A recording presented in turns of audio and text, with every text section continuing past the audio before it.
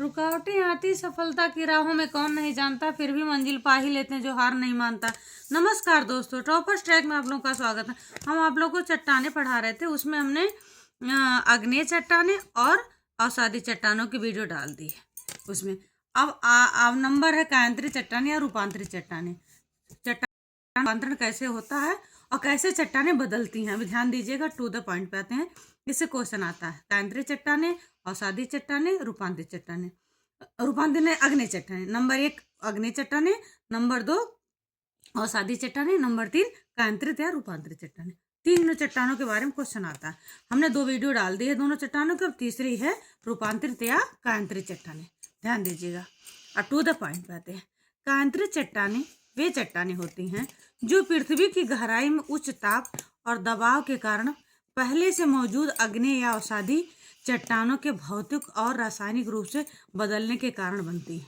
अब देख लीजिए, पहले आग्नेय चट्टाने, अवसादी चट्टाने, पहले आग्नेय बनती फिर अवसादी बनती है, उसके बाद रूपांतरण होता है, तब बदलकर ये रूपांतरित चट्टाने या कायांतरित चट्टाने बनती है। उच्च ताप और दबाव देख लीजिए इनका। पृथ्वी के अंदर गहराई में जाने पर तापमान और दबाव बढ़ता है।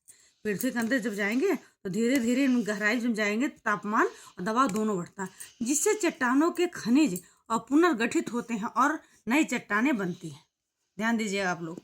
अब संपर्क कायांतरण कैसा होता है इनका देख लीजिए। यह गर्म मैग्मा के संपर्क में आने से आसपास की चट्टानें पक जाती हैं।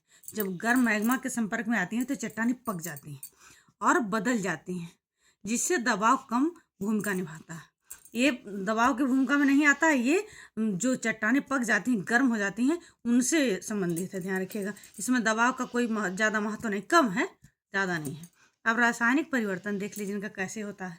तरल पदार्थ भी खनिज के पुनर्गठन और रासायनिक बदलाव की मदद करती हैं। जो तरल पदार्थ होते हैं वो खनिजों को पुनर्गठन करने में और रासायनिक बदलाव में मदद करते हैं। विशेषताएं देख लीजिए। कठोरता इनकी कैसी है।